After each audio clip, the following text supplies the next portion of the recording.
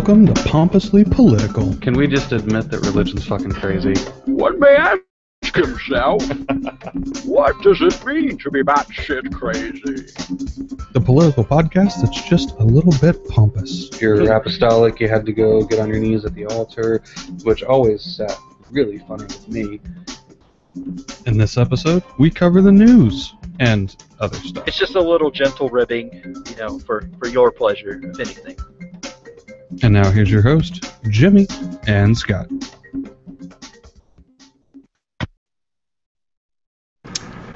Good evening, everyone, and welcome to another exciting edition of the Pompously Political Podcast, as always. And there's my name. I am Scott. And I am Jimmy, and I don't have a name because my stupid lower third thing isn't working properly. But I'm sure Jimmy, by now you yeah.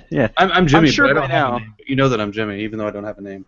Yeah. Well, I'm sure by now people have realized I'm not technologically savvy, and English language savvy either. So yeah. It happens. You know, we do our best, and then we just kind of facepalm the rest of the time. So, anyways, what has been going on with you, Jim? What is going on in your world? Well, you know, man, we had Halloween.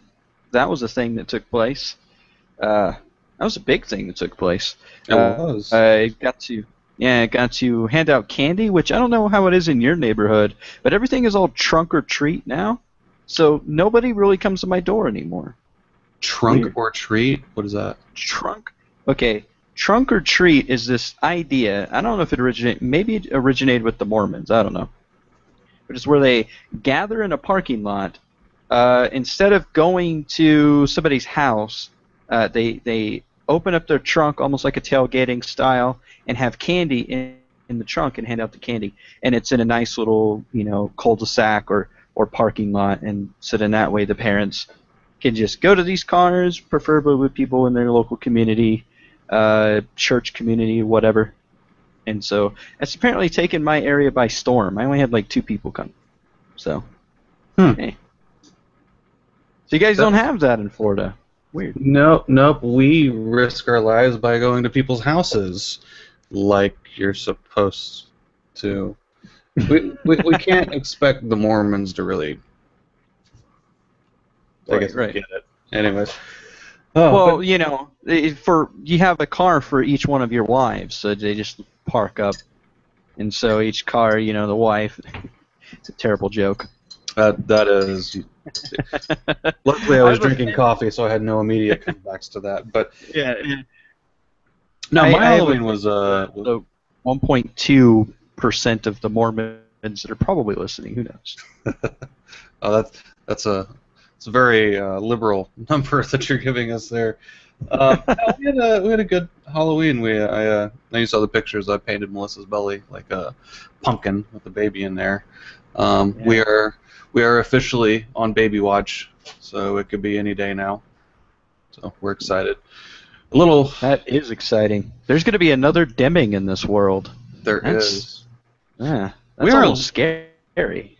I am a little pissed off about it because we were supposed to close on our house today, and it would have been fine. We were going to move in this weekend. Baby would have had a room to himself when he was born, but no, now we got to wait another week. Baby's probably going to be here before we get this house. So. Wow. But hey, at least you're taking that step for home ownership. It'll be inconvenient, but then later in life, it's gonna be better for him. So. If I would have known that buying a home was going to be such a painful process, I would have probably just kept renting, because it is retarded how much stuff you have to go through. Just. Oh yeah. Stupidity. They sent me. There was a just an example of how stupid this is.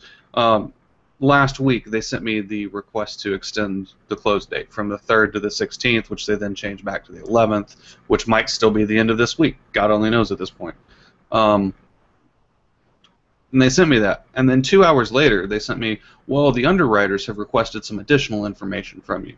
So I had this debt to the government because they overpaid me while I was in Iraq, and I had to pay it back because our lovely, fearless commander, Captain Void Cooey, didn't do the paperwork he was supposed to do and sat me with a $15,000 bill. Yeah. Thank you very much, Void. Go fuck yourself. Finally paid that shit off. And in the last payment, it was either make one big payment of $1,600 or have 4 more payments of $400 apiece. So I paid it off. In this process, I've given them documentation directly from DFAS saying I've paid this off. I've sat down and had a conference call with them and DFAS going, yep, he paid it off, he's good, he doesn't owe us anything. It's still not enough. They want to know how I paid it. So I had to send them my statements showing that it came out of my accounts and that I didn't take any more debt to pay it off. It's like, what the fuck does it matter how I paid it? You've got the information that I paid it. You delayed my house a week for this bullshit right here. And dude, this has happened so many times with shit like this. Like, it's to the point where, like, I used to be happy to talk to my lenders because they're cool guys. I like them. And now, it's just, as soon as I see that it's a message from them, it's like, oh, fuck. Here we go. What's wrong now? Remedial bullshit am I going to have to jump through hoops to fix now? So, anyways, that's enough about me. And we made pumpkins. I got a huge pumpkin. It was like 35 pounds, maybe 50. I don't know. It literally, like, you can't even see my hands above and below the screen. It was so big. I carved 3 designs into this thing. It was so big. And we ended up we took it over to our in-laws, set it up outside their house so that they could deal with the trick-or-treaters, and then me and Melissa went to the movies. Nice. That's a way to do it, right? This is the thing. We went to the in-laws' house. That's where we handed out candy, just because normally, like last year, we did it at our house, and we only get like 2-3 people come to our house, and we deck our house out. We put like fog machines, lights. There's things that jump out at you. Like, we get really into decorating our house for Halloween because we're like, you know, that's the house we want to be. Like, I remember being a kid going through the neighborhood and be like, see people's houses, they're all decked out, and I was like, oh, that's the house I want to go to. You know, those are the cool people. So us wanting to be the cool people, we could no longer be the cool people because of this trunk or treat thing that's happening, and we only had like 3 people. So we were like, scrap that idea this year. We're not going to go through the effort. We're just going to go to the in-laws' house. So we decorated their house, put all the pumpkins at their house, and then hung out at their house for, you know, a couple hours. Got to hang out with family, so forth, and then went home. No cleanup involved. It was great. Very nice. Very nice. So. Yeah. It's been a good week for the news. So I know we're a political podcast and we tend to vary into pop culture things, especially when they're religion related. So we're going to start off with a bang here, something I'm sure we're dying to talk about.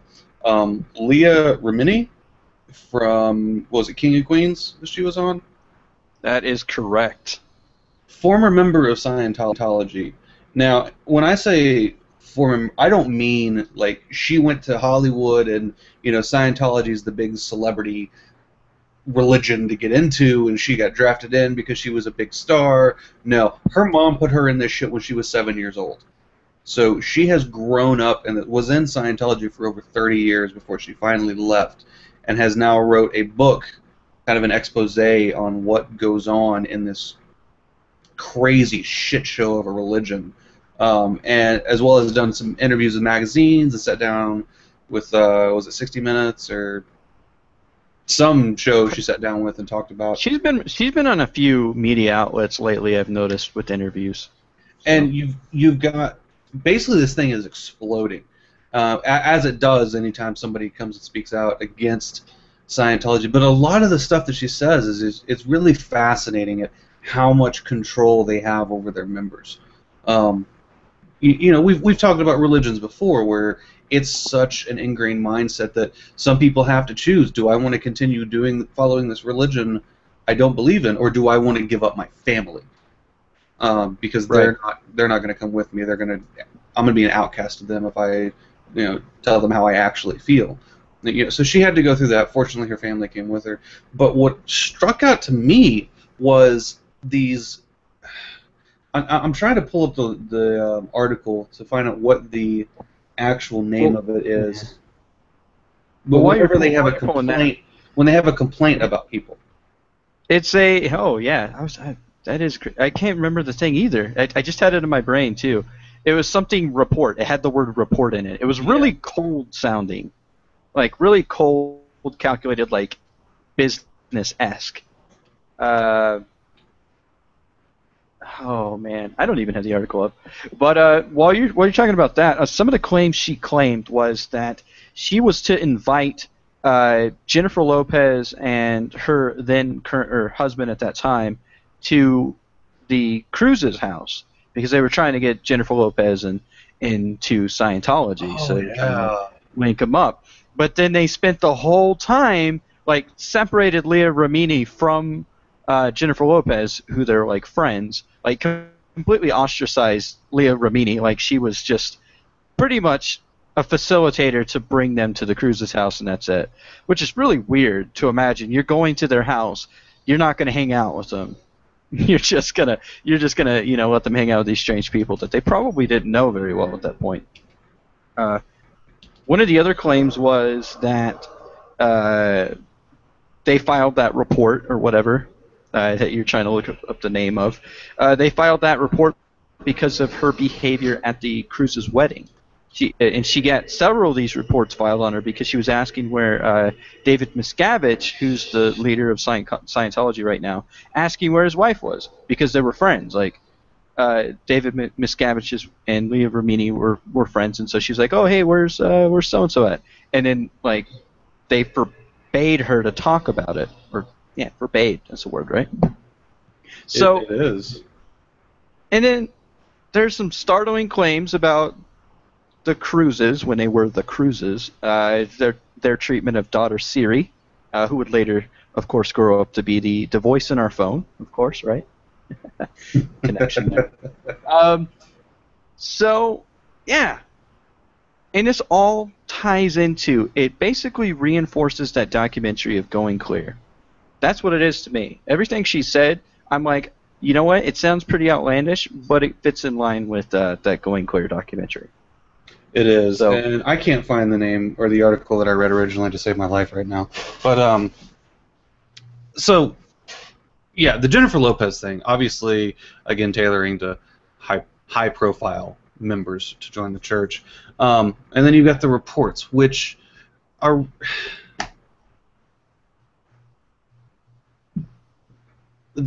I struggle to come up with words to adequately describe the silliness of these reports.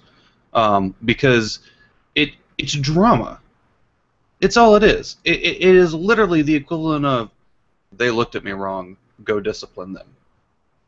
Right. And they do. They discipline people for stupid shit like that. But more importantly, the Church of Scientology's response to all of this has been high school drama. I mean, some of the comments they've made. She's just bitter because she wants to be with us, but we didn't want her. Like they're the cool kids in school talking about the nerdy chick that wanted to be a cool kid, but we weren't gonna hang out with her, despite the fact that we spent 30 years with her. But she's just not cool enough for us. You know what I'm saying? It's childish on their part. Why not? Why address this at all?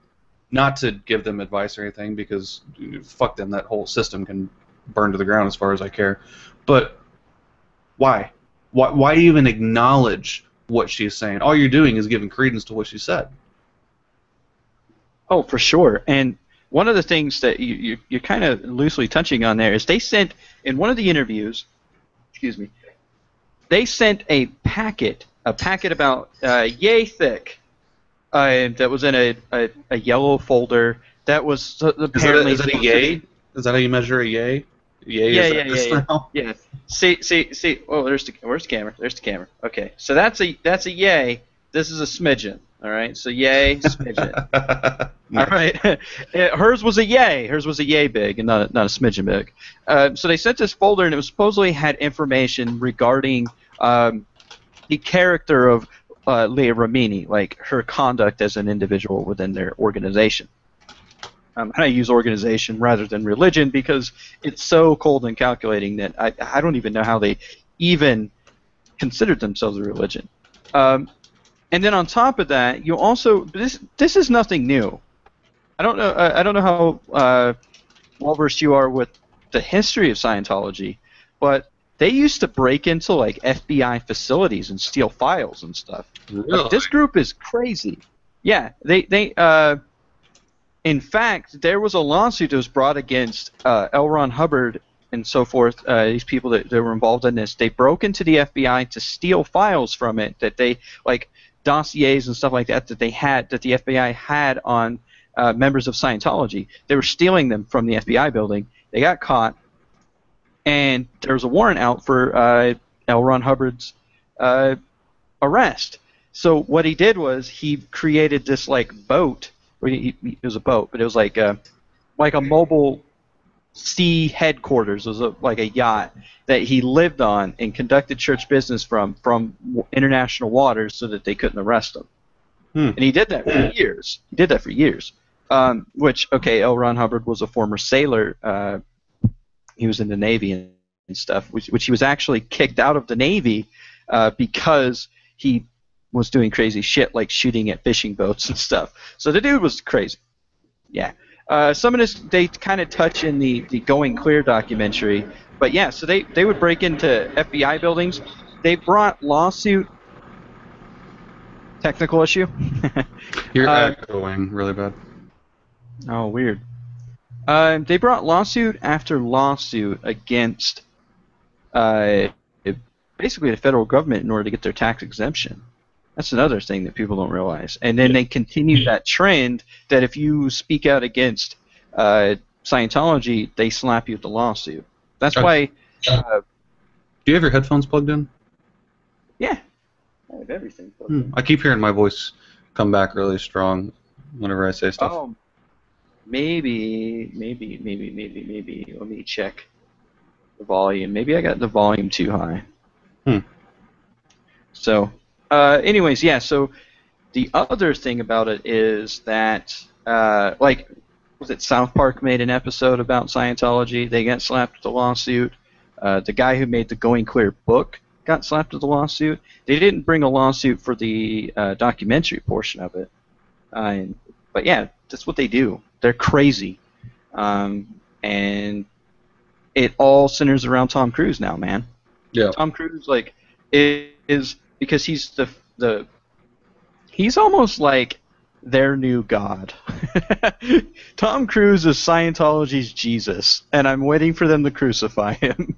Like, I'm waiting for it to happen. They're gonna be like, Tom, here's a nice. Let's get at least one more Mission Impossible from him before that happens. Okay, one more Mission Impossible, and then we're gonna fucking nail you to this wall over here next to L. Ron Hubbard. It's gonna be great. And Tom would do it because he's just as crazy. Well, yeah, probably. But in other expose news, Anonymous this week set to release the names, phone numbers, email address of over 1,000 members of the Ku Klux Klan, and they've already released 57 phone numbers and 23 email addresses. Now, these names that are coming out are politicians, they're senators, they're mayors, they're powerful people in the system, and they're secretly members of the KKK, which is in a collective, right? What the fuck up? At the same time, with a collective, yeah, we kind of figured. Right.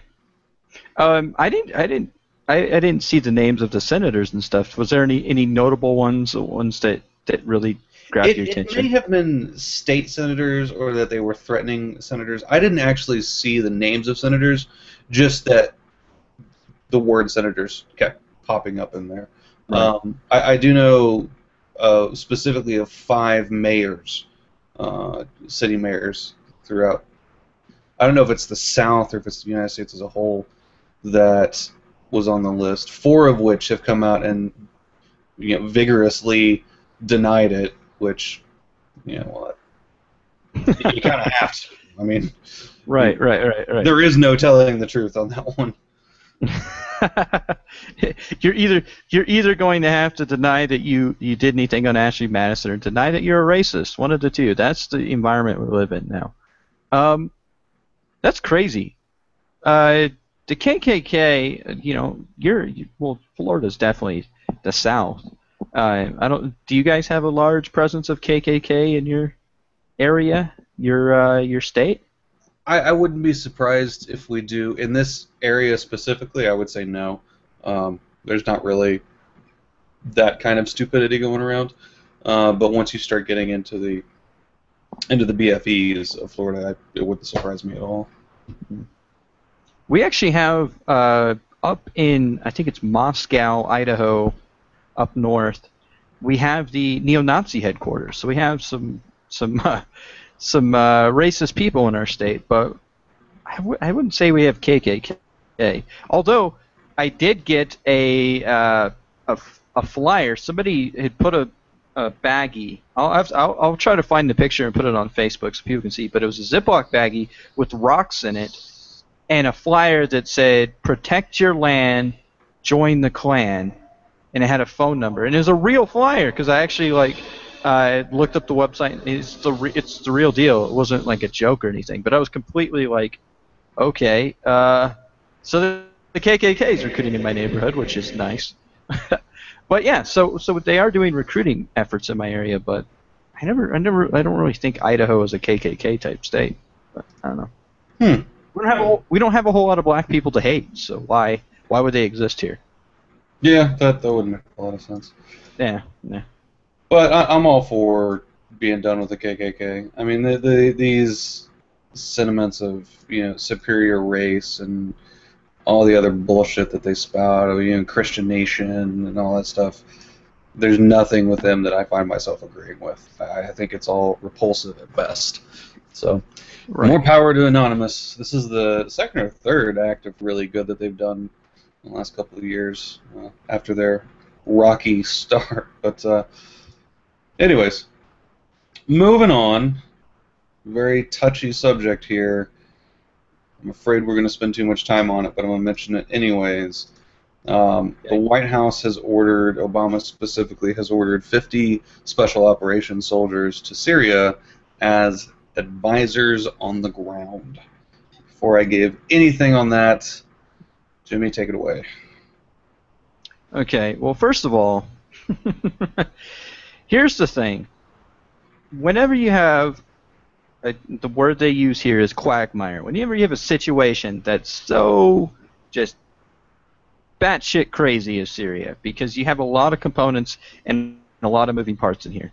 Obviously, I am not for troops or boots on ground in Syria. I think that we should have a coalition of nations where we lead from the back, whether it be armaments, so forth.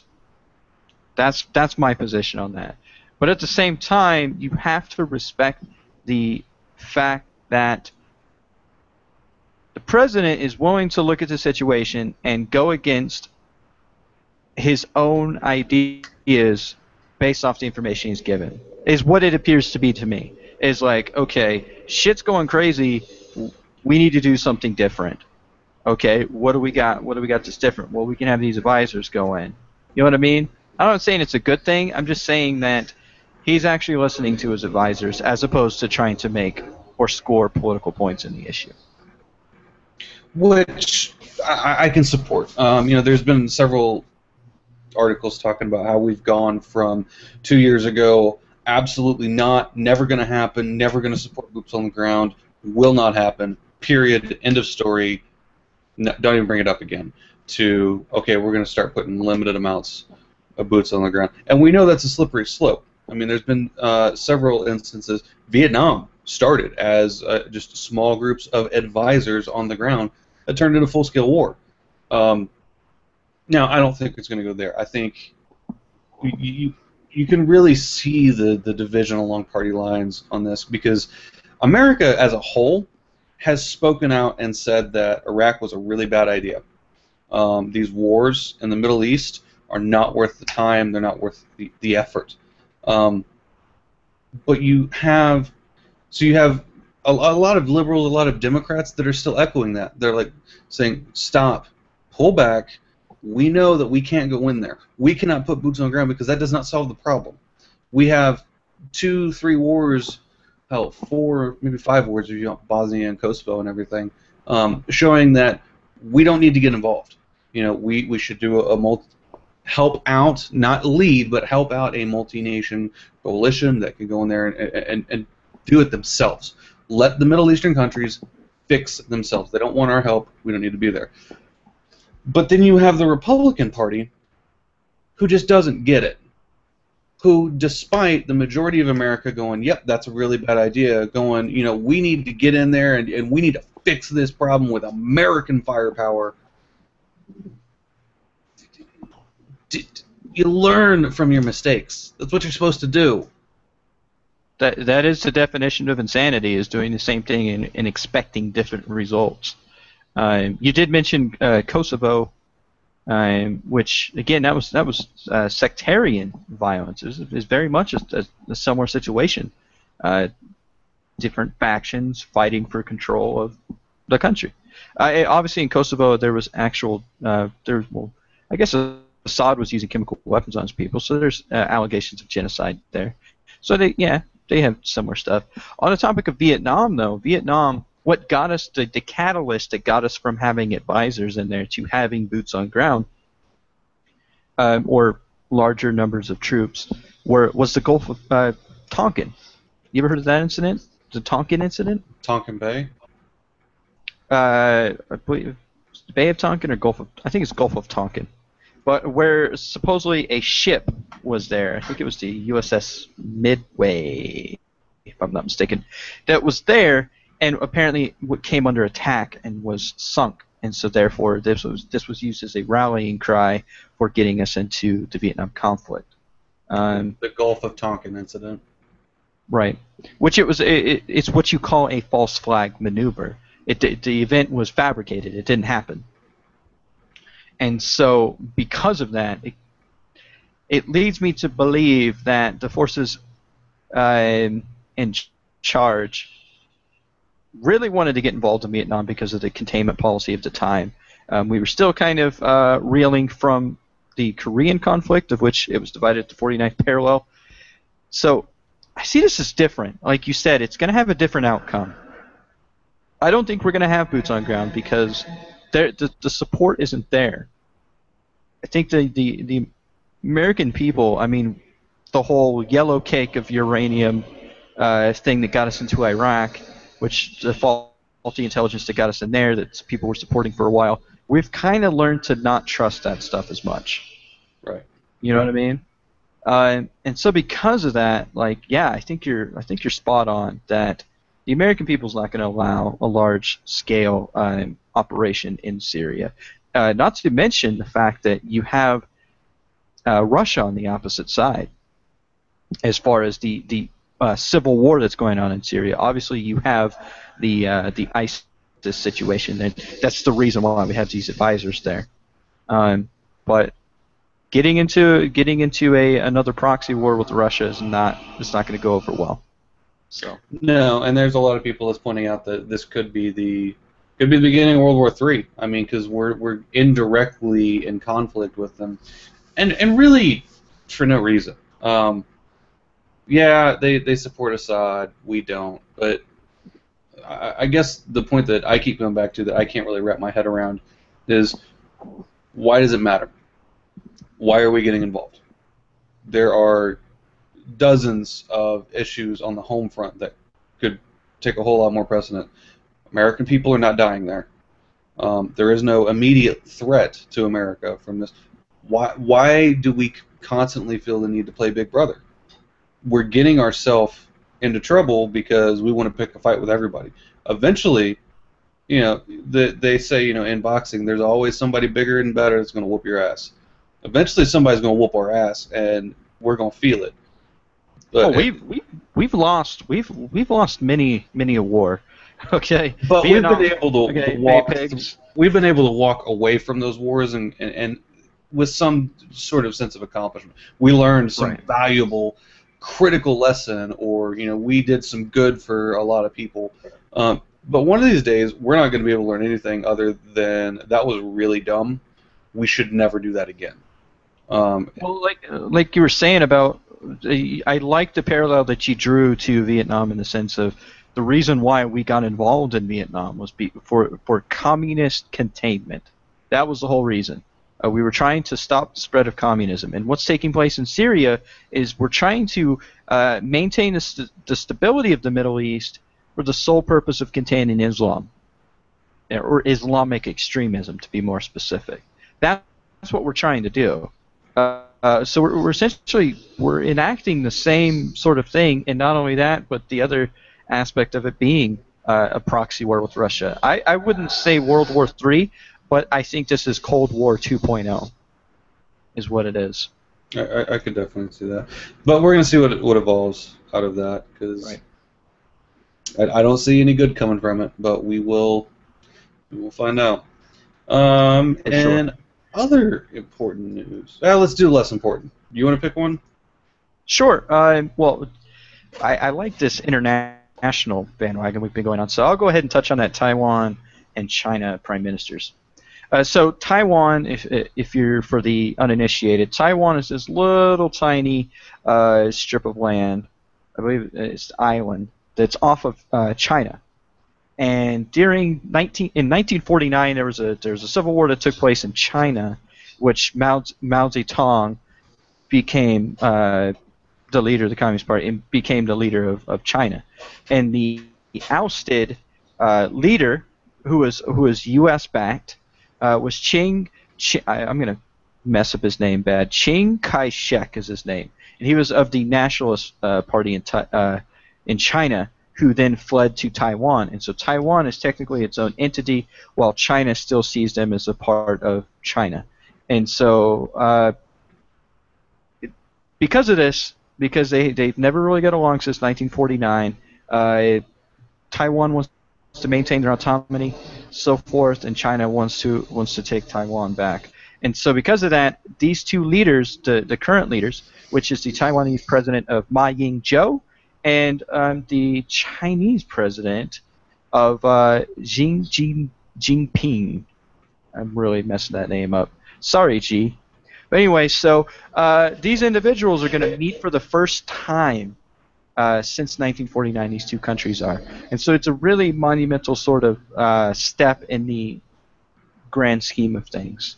Right. Because isn't Taiwan having some serious issues right now, as far as revolution and things like that? I haven't heard anything about revolution in particular. Maybe Bangladesh. One of those countries over there. Right. So there's serious issues. Anyways. Right. Sorry.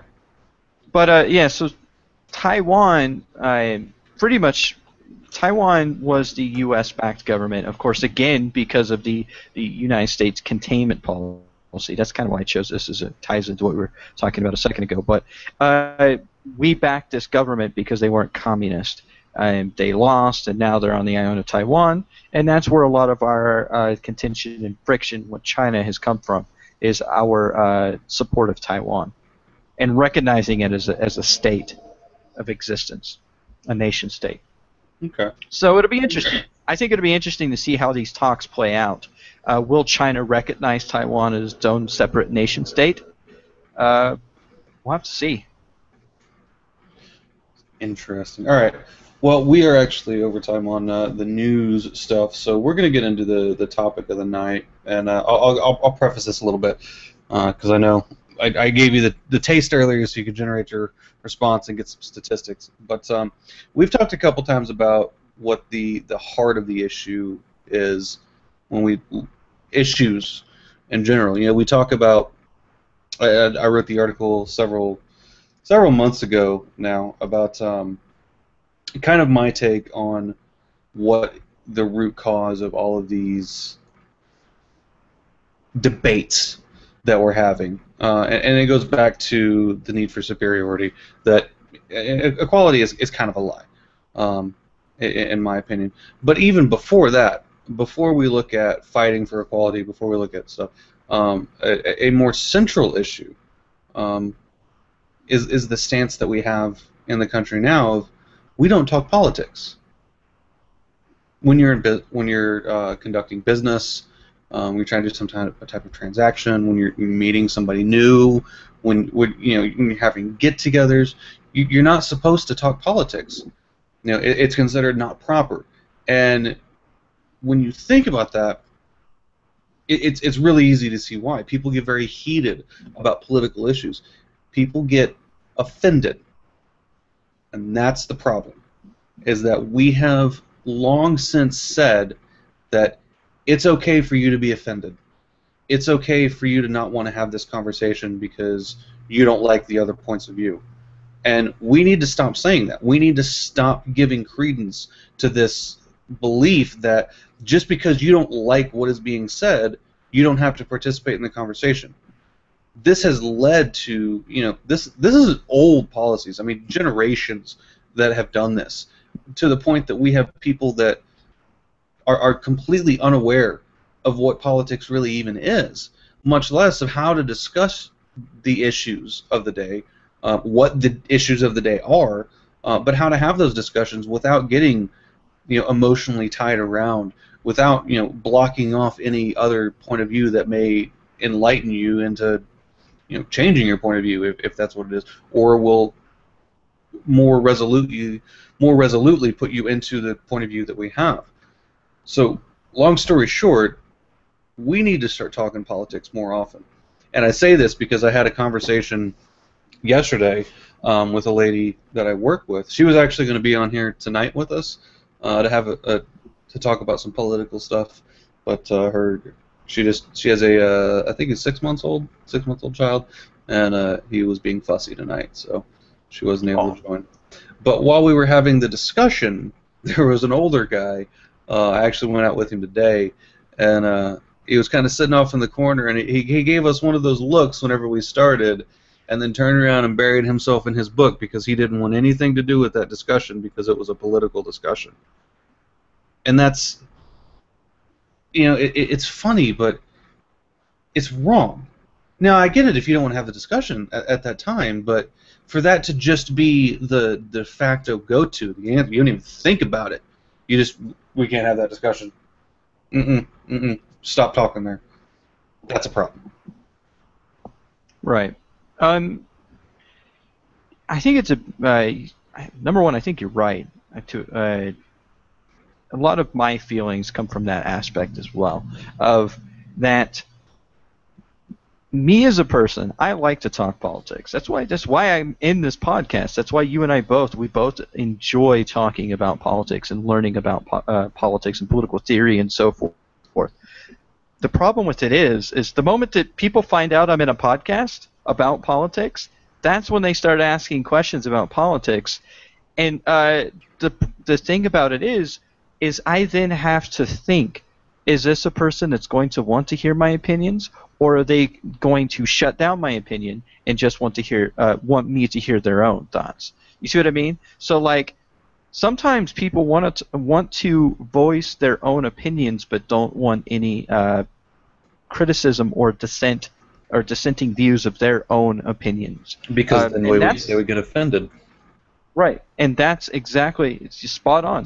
That's exactly, I was trying to tie it in there, but and so oftentimes I find myself not wanting to have that discussion with certain people because I know immediately that's where it's going. It's not going to a discussion. It's going to a lecture about what they believe in and how my beliefs are stupid. Which, I may not. People don't agree with me all the time. I have discussions all the time. People just don't believe in the same things I believe, and it works out great. It's the discussion that needs to be had. The other thing that I think plays into this, Scott, is information. How informed we are on the issues themselves, and our desire to. When we get into political discussions and we're not very knowledgeable about particular issues, we don't want to look stupid. The desire to not look stupid, and so we decide to not get involved in the issue.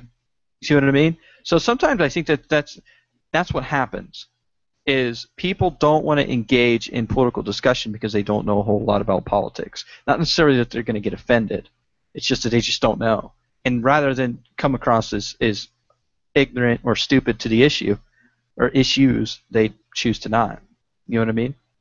And that I can understand that because nobody wants to feel like they're the dumbest person in the room. Right. That's not a good feeling.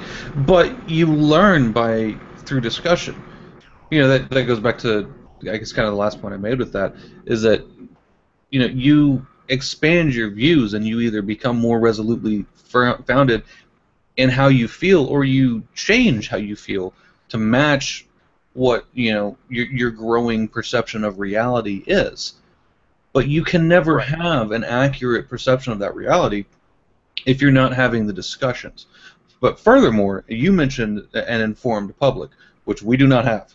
Not at for all. sure. We have a partisanly informed public, whereas when you start having that conversation with somebody, you know what their favorite news organization is about 3 sentences into it, and it's going to follow either Fox or CNN or MSNBC. They're either going to be very liberal programs or they're going to be very conservative programs.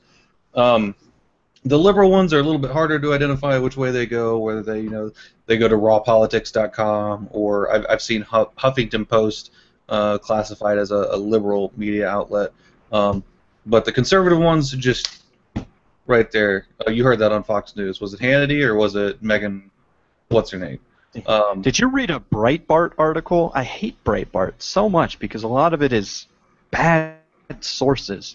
Breitbart is a terrible source. So if you ever come to me with an argument with a Breitbart article, well, of course, yeah, Fox News as well. But I mean, Breitbart in particular. I hate when people bring me Breitbart articles about how Obama is injecting people with enzymes that are trackable by the U.S. government and all this crazy nonsense stuff that it takes a crazy person to think that it's real.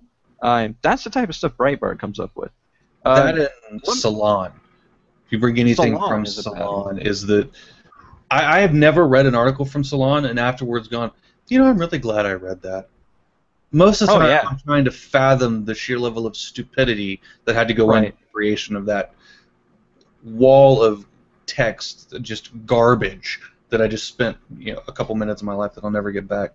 But again, going back to the informed public, when we don't have these discussions and we don't talk about it, we have a public that doesn't even understand how poorly informed they are.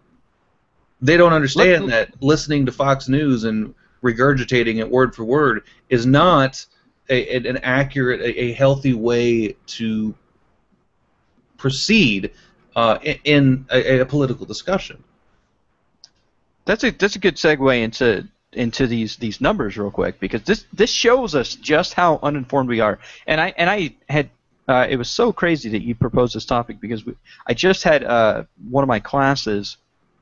We were discussing this very same issue, so these numbers are really fresh in my mind, and I have a lot. So these are questions that were asked over a period of time in the mid-2000s, so right around the time of the Can I have you pause real quick?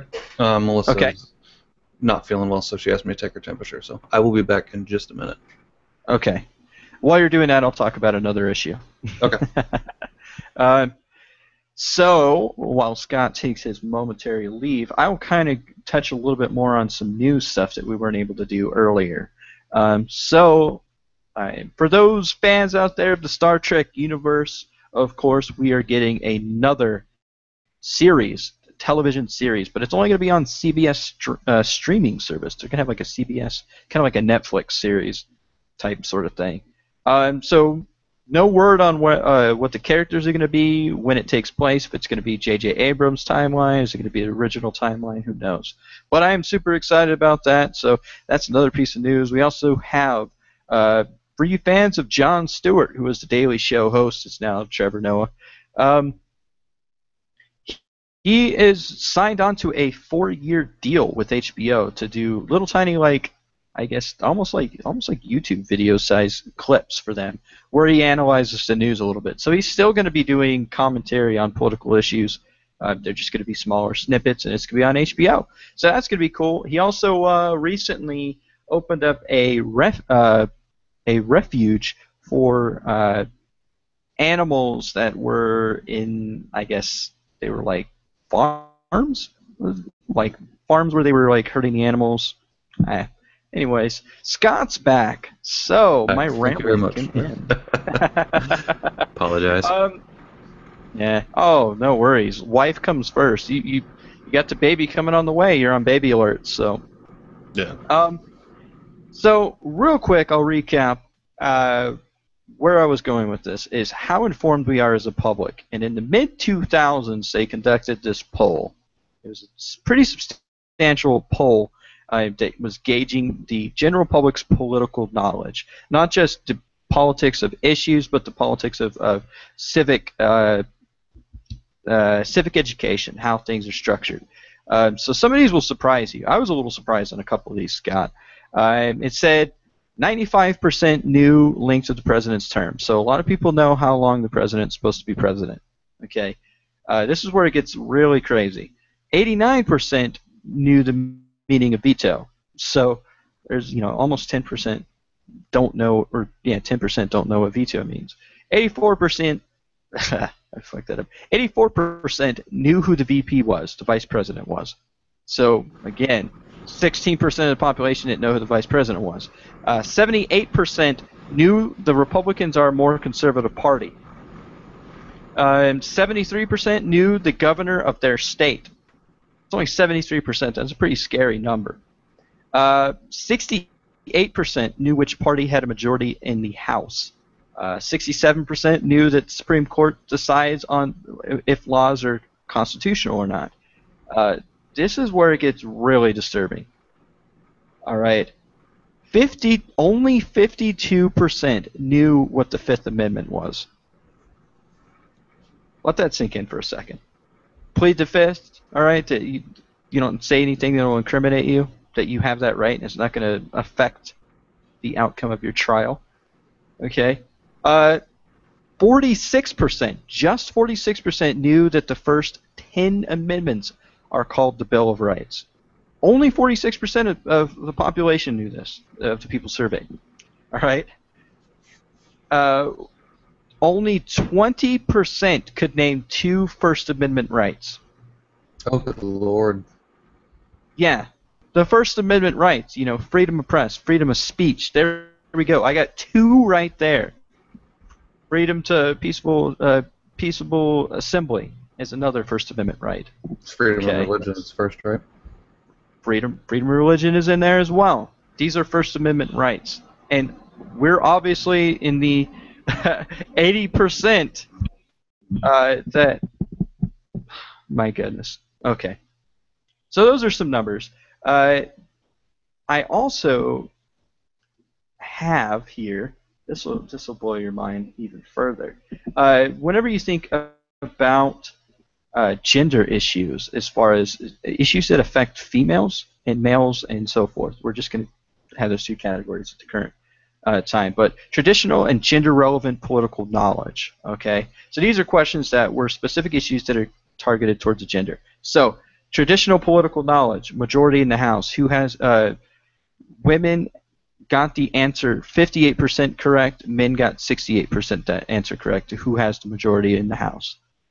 Gender-relevant political knowledge, Speaker of the House. Women answered 39% correctly. Men got 39% correct as well. Okay. Number of women members in Congress. 51% of women answered correctly, with 54% of men answering that correctly. Women on the Supreme Court, 43% of women got that correct, 47% of men. Percentage of women in Congress was 34% and 28%. So I guess women member of Congress, or woman member of Congress. So knowing a specific member, I think is what that is. So what you see here is a lot of these, except for the percentage of women in Congress who women tend to answer more correctly, women tend to be lacking a little bit more in knowledge when it comes to their specific gender issues. Yeah. Which is funny, because aren't women... I hesitate to say this. Aren't women statistically more intelligent than men? I suppose. uh, here's another chart for you. I'm going to kind of screen share this a little bit so then you can see this chart because you were talking about the misperception of news organizations. Okay. So this is my last little bit on this. So make it count. So you probably see yourself there for a second. Like that. Go back. There we go. So you see this chart right here. This is it's a figure. It's actually from my textbook. But what you see here is the percentage of misinformed based on the specific news organization. So you have 80% misinformed information coming from Fox, CBS. So is that ABC. of all the information they're pushing out, 80% of it is wrong? No, 80% of the people watching that are misinformed, is what that is. Wow. Yeah. I'm trying to see if I was trying to find the slide that actually goes into that. So 80% Fox, misinformed, CBS, ABC. NPR tends to be more informed on the issue. So if you're getting it from NPR, PBS, chances are you're probably getting a good news source because it comes from a non-biased source. It's publicly funded. It's viewers like you. That is crazy. That is a. Well, I mean, that just kind of reinforces everything that we've been saying for quite a while now. That I guess Obama said it best. Let's not confuse Fox with real news. But right, furthermore, and it's because it's not ruse. It's political punditry or commentary that has been disguised as news, and a lot of these organizations, that's what it is. A lot of people think that NPR is a liberal media outlet, but it's not a liberal media outlet. What it is, again, it's public donors that donate to this. It's not a corporation like Fox or what's the organization? It's not like a Viacom. It's not like a Time Warner. What's the Time Warner, right? It's not like anything like that. It's people like you and me. So it's interesting that when people hear something that contradicts with their political views, they immediately assume that it's a liberal news outlet. When it comes from the conservative side, when it comes from the Democratic side, we do the same thing. The liberal side, we hear and we see something and it may conflict with our views, we immediately assume, okay, we look at the source and go, is it coming from a Republican news source? Oftentimes it is, but sometimes we're wrong. When you're informed enough to make that assumption, but going back to the statistics, a good substantial portion of the country is not. And my wife and I had a discussion the other day, I think it was this weekend or the weekend past, where we got into a very in-depth conversation on politics. And she, when we first started it, she came across with the standard, I don't like politics. I don't like talking about politics. Right. I don't want to talk about politics. Well, then we would talk about certain issues, and I would guide her from one issue to another, and then by the time we got to the end of it, I was like, did you enjoy the discussion? I was like, well, yeah, it was interesting. I was like, okay, that's politics. That's what politics is. You talk about the issues. You brainstorm ways to fix the issues. You address the problems. That's politics. Right. And it was kind of an eye-opening moment for her that, when you're having even simple conversations, you don't have to go out and preface it with let's specifically talk about politics now. President Barack Obama's policy on it doesn't have to be that. You can bring it up. Hey, what do you think? Right. What do you think about gay rights? Do you think they should be getting married or not? Is it a big deal? That's a political conversation. That's a very political conversation right now because it's a very relevant issue, and people are talking about it all the time, but nobody realizes they're actually talking about politics. Does that make sense? Oh, for sure. One of the things I would like to caveat on that is when it comes to political information, we know to a large extent that we are misinformed. We know it. The question is, do we care that we're misinformed? Like I was trying to allude to a little bit, is that when it comes to political issues, we tend to gravitate towards the news outlet that jives with our own political ideology. So because of that, we're not getting any dissenting voices when it comes to the issues themselves. So what we find is that when you actually have that dissenting voice, that other person that wants to have this conversation with you, that they're trying to actually have a legitimate conversation, but because you don't like having your views questioned, you don't like that dissenting voice, you don't like to talk politics. That's what you see a lot of times. And like, look at the presidential debates. I thought it was interesting when the Republican debates came out. You could see who was conservative and who was not conservative, and at the same time when the Democratic debate came out, who was conservative, who was not conservative, because they typically, they watch their specific debate. It's very rare that you find like people like us that are reading or watching both of these debates. I sent you a message. Your connection appears to be shitting itself. You got really staticky, and your camera actually stopped there for a good 30 seconds or so. I'm going to close everything down except for Google Hangouts, so see if that helps. You're a little bit better now. You're still a little staticky, though. It was pretty intense there for a minute. Were you able to get what I was saying? I was. So when it comes to dissenting voices in political discussions, it's not something that people like to have, unfortunately, and they need to have it. It doesn't mean that if I'm having a discussion or Scott is having a discussion with somebody about politics, sure, we want you to see our point of view, but we're not trying to change your point of view. We just want you to see, and if you change your point of view based on what we say, more power to you. Welcome to the team. But I would rather have a discussion with somebody that I disagree with than somebody that I agree with.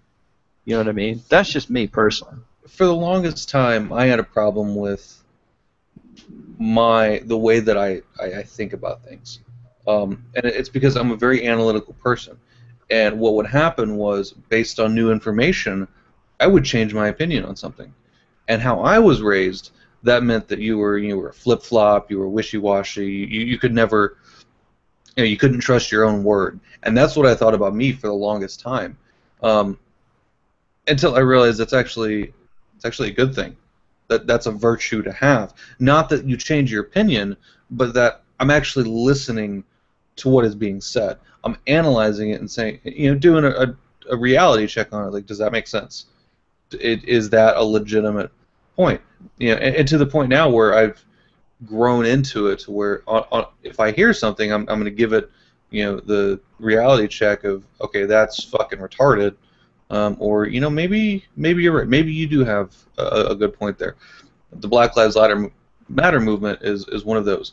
I went from being completely against it to supporting it for what it stood for, to being completely against it again because I was getting new information, as information was presenting itself, and that's something I think that people should be comfortable with. Just because your opinion changes on something doesn't mean you're not trustworthy or that you don't have any idea what's going on. It means you're listening. It means you're thinking. You're actually applying what you're supposed to. Oh, for sure. I incorporate new ideas into my information. Is like, as far as my opinions and views, it's constantly changing. I consider myself a socially liberal person.